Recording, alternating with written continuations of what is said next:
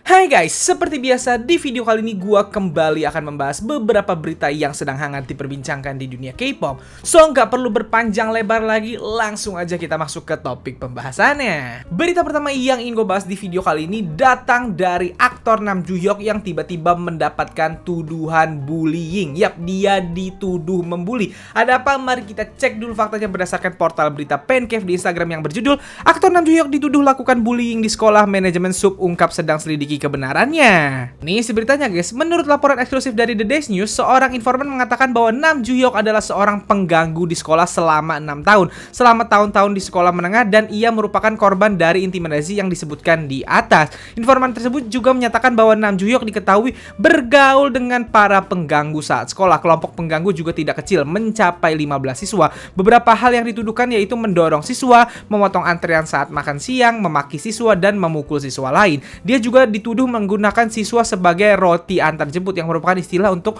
pengganggu yang menggunakan siswa lain untuk menjalankan tugas untuk mereka. Informan juga menyebutkan insiden di mana mereka mengklaim Nam Joo Hyuk melemparkan hasil pensil mekanik ke arah mereka dan juga menarik kursi mereka saat mereka mencoba untuk duduk. Mereka juga menyatakan bahwa ada teman sekelas lain yang pernah mengalami bullying yang lebih parah di tangan Nam Joo Hyuk dan saat ini sedang menjalani perawatan psikiatris dan menghindari menonton televisi sehingga mereka tidak perlu melihatnya. Terakhir, informan menyatakan bahwa alasan mereka mengungkapkan hal ini adalah agar mereka dapat membantu orang lain yang mungkin berada dalam situasi serupa. Sebagai bukti, informan membagikan foto buku tahunan SMA mereka dari high school 2013. Nam Joo Hyuk adalah alumni dari SMA tersebut dan pernah memberikan donasi ke sekolah tersebut. Pada hari yang sama, seorang pejabat dari agensi Nam Joo Hyuk Management Sub mengatakan kepada The Herald Pop, "Kami mendengar artikel itu dan sedang memeriksanya." Sementara itu, Nam Joo Hyuk muncul dalam drama TVN yang baru saja selesai 2521. Nah, jadi itulah isi beritanya guys. Siap, kemarin tiba-tiba ada seorang OP yang menuduh Nam Joo Hyuk pernah membuli dia. Katanya Nam Joo Hyuk itu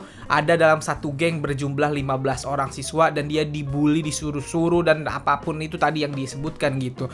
Dan manajemennya kemarin itu masih memeriksa gitu. Dan gak lama kemudian manajemennya Nam Joo Hyuk langsung membantah keras, keren banget, gercep banget agensinya. Ini kita cek dulu faktanya berdasarkan portal berita Pancave lagi yang berjudul aktor Nam Joo Hyuk bantah tuduhan bullying dan manajemen sub akan tindak tegas yang sebarkan tuduhan. Nih si beritanya guys, agensi bantah dan akan mengambil tindakan hukum terhadap tuduhan kekerasan di sekolah. Manajemen sub perusahaan manajemen mengatakan pada tanggal 20 setelah mengkonfirmasi fakta terkait kekerasan di sekolah dengan Nam Joo Hyuk, isinya sama sekali tidak benar. Kami minta maaf untuk itu. Katanya, kami berencana untuk mengajukan koreksi informasi pada komite arbitrase media terhadap media untuk bertanggung jawab atas kerusakan serius reputasi kami dengan laporan palsu. Kami akan mengajukan tuntutan pidana terhadap pelapor dan informan anonim. Hari ini kami akan mengambil tindakan hukum. Kami sudah menyerahkan kasus ini ke penasihat hukum. Jelasnya, aktor dan keluarga paling menderita dari desas-desus gosip yang sembrono dan tidak jelas yang belum dikonfirmasi sama sekali. Mereka mengandalkan desas-desus yang tidak berdasar secara online dan mempublikasikan semua atau tidak sama sekali artikel tanpa memeriksa fakta apapun.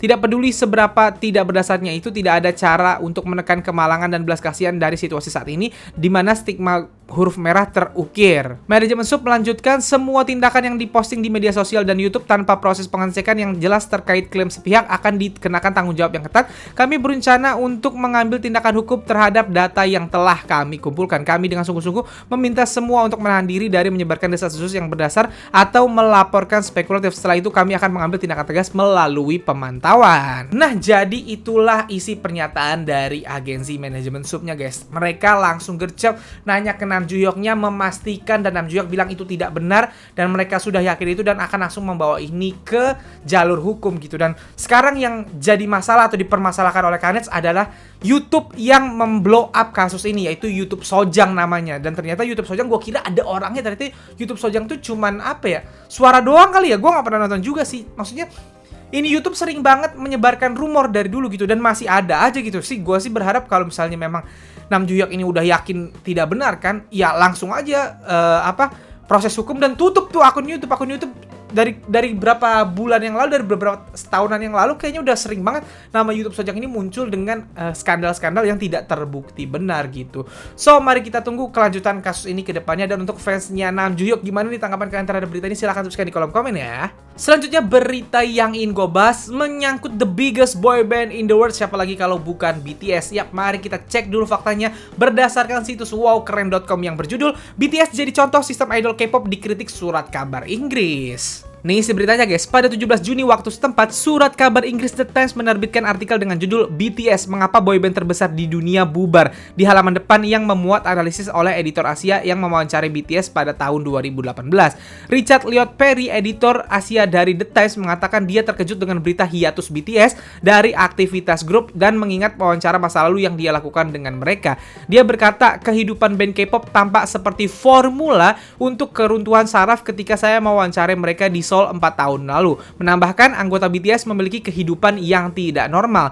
Mereka bahkan mengeluh tidak punya waktu untuk bertemu keluarga apalagi berkencan. Editor Perry juga berkata, saya merasa sangat kasihan pada BTS. Menambahkan, mereka tampak sedih alih-alih seksi dan lelah alih-alih mencolok. Dia kemudian menekankan, mereka adalah miliuner paling banyak bekerja yang pernah saya lihat. Dia juga menyebutkan bahwa BTS berada di bawah terlalu banyak tekanan dengan mengatakan tidak hanya menjadi kebanggaan dan simbol Korea, BTS bahkan memikul tanggung jawab nasional. Menambahkan, mereka dianggap sebagai ekspor utama dan aset nasional yang strategis. Ini juga menjelaskan mengapa BTS sering dipanggil di acara-acara besar di Gedung Biru atau di Istana Presidennya Korea, Gedung Putih dan Majelis Umum PBB. Sebenarnya BTS menemani mantan Presiden Moon Jae-in sebagai utusan khusus kepresidenan ketika ia memberikan pidatonya di Majelis Umum PBB pada September tahun lalu, tapi biaya perjalanan untuk BTS tidak dibayar tepat waktu sehingga memicu kontroversi saat itu. Editor Perry juga memberikan prediksi negatif tentang masa depan agensi BTS Hype. Dia berkata, harga saham Hype baru-baru ini mengalami penurunan tajam dan ini bukan penyesuaian sementara. Investor percaya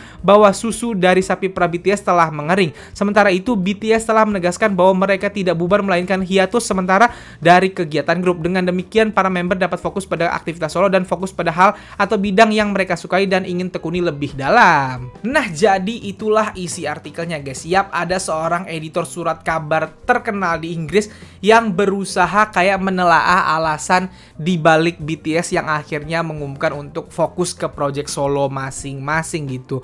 Dia bilang, ini yang menarik menurut gua, dia bilang bahwa kehidupan band K-pop tampak seperti formula untuk meruntuhkan saraf. Ketika saya mewawancari mereka, anggota BTS memiliki kehidupan yang tidak normal.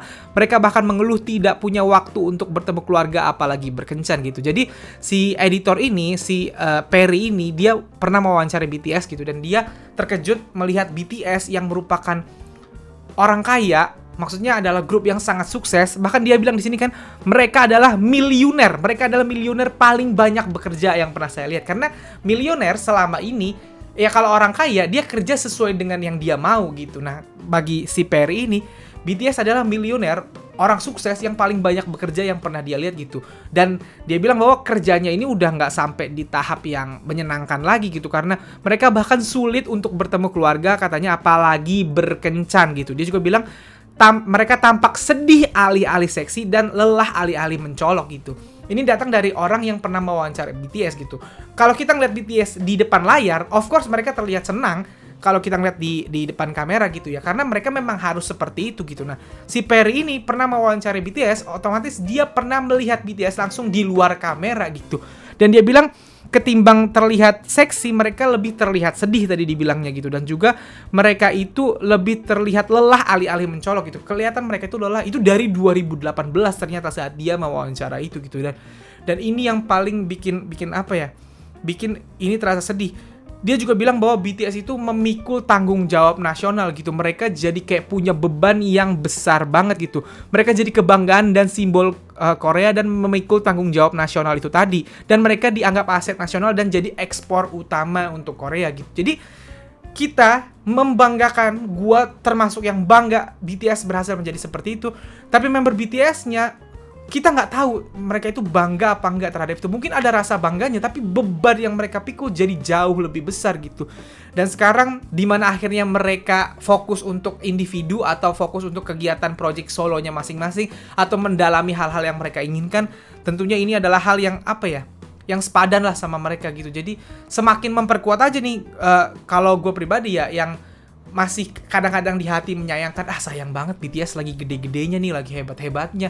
Kalau dilanjutin tuh pasti masih keren banget gitu. Semakin sadar kalau bahwa mereka ini punya beban besar, mereka ini lelah, mereka ini capek, mereka butuh istirahat, mereka butuh menjadi dirinya sendiri gitu. Sehingga keputusan untuk sekarang mereka fokus kepada project solonya dan juga kegiatan individunya adalah keputusan yang tepat gitu. Dan ya, selamat untuk BTS. Sekali lagi silahkan bersenang-senang, kalian sudah bekerja dengan sangat keras. Gimana nih ARMY terhadap artikel ini? Apakah kalian setuju atau punya bantahan? Silahkan tuliskan di kolom komen ya. Selanjutnya berita terakhir yang ingin gue bahas datang dari Lisa Blackpink yang lagi-lagi memecahkan rekor. Ada apa? Mari kita cek dulu faktanya berdasarkan situs wowkeren.com yang berjudul Lisa pecahkan rekor dan catat sejarah video performance money sukses kumpulkan 600 juta view. Nih si beritanya guys, prestasi lainnya sukses diraih oleh Lisa dengan membuat rekor lain hanya dengan video penampilan. Pada tanggal 20 Juni sekitar pukul 9 malam waktu Korea, video penampilan eksklusif money dari member Blackpink itu berhasil melampaui 600 juta penayangan di YouTube, menjadikannya video tercepat oleh solois wanita K-pop yang mencapai tonggak sejarah tersebut. Rekor tersebut sebelumnya dipegang oleh rekan satu timnya Jennie dengan lagu video musik solo dirilis pada 23 September 2021. Video performa tersebut mencapai jumlah penayangan 600 juta hanya dalam waktu 8 bulan atau 269 hari setelah dirilis. Sementara itu, Money adalah lagu B-side dari album solo debut Lisa yakni La Lisa. Versi fisik album La Lisa sendiri memulai debutnya di nomor 1 di tangga album Gaon, menjadi album terlaris oleh solois wanita dalam sejarah tangga lagu dan mencatat rekor penjualan minggu pertama tertinggi di antara semua artis wanita dengan 736.221 eksemplar terjual dan mendapatkan disertifikasi platinum ganda oleh Asosiasi Konten Musik Korea atau KMCA pada November 2021 karena menjual 500.000 unit setara album. Sedangkan secara komersial lagu Money memuncak di nomor 10 di Billboard Global 200 dan nomor 7 di Global Excel AS, menjadi single kedua Lisa yang mencapai puncak dalam 10 besar dan menjadi lagu solo dengan charting terpanjang oleh solois K-pop di kedua chart. Lagu tersebut menduduki puncak tangga lagu di Malaysia dan masuk dalam tangga lagu rekor 26 negara dan juga menjadi lagu dengan tangga lagu terlama oleh penyanyi solo wanita K-pop di Billboard Hot 100 AS dan UK Single Chart di antara lainnya. Nah, jadi itulah isi beritanya guys. Yap, Lisa lagi-lagi berhasil memecahkan rekor dengan lagu B-side-nya Money gitu. Padahal lagu utamanya adalah La Lisa. Lagu Money mencapai 600 juta view tercepat dalam 289 hari 8 bulan, mengalahkan lagu solonya Jennie gitu.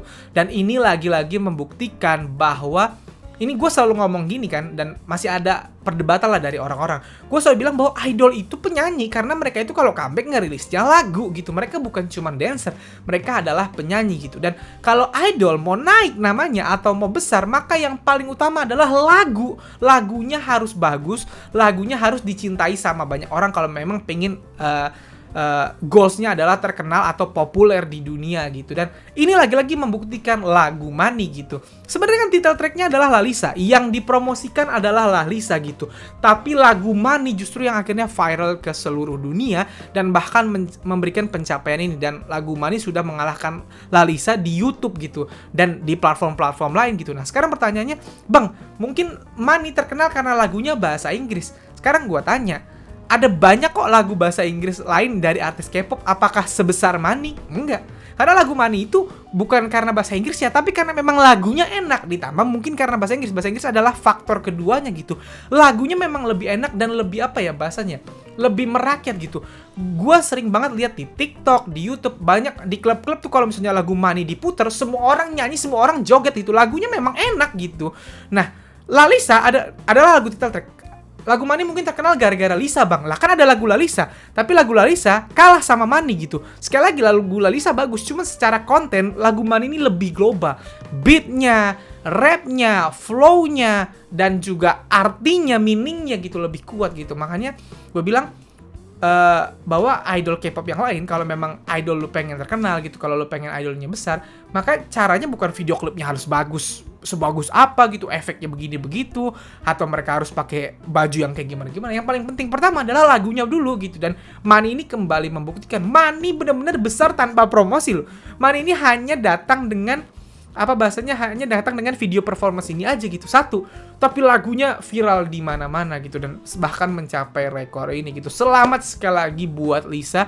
Dan ya, katanya Blackpink dikit lagi kan, katanya Agustus. Gua harap sih konten lagu Blackpink terbaru ya bisa sekuat Money, sekuat Dulu, sekuat How You Like That gitu, lagu-lagu yang bukan segenre ya, sekuat itu, dalam artian lagunya bisa kembali menyebar ke seluruh dunia karena punya konten musik yang benar-benar bagus. Amin.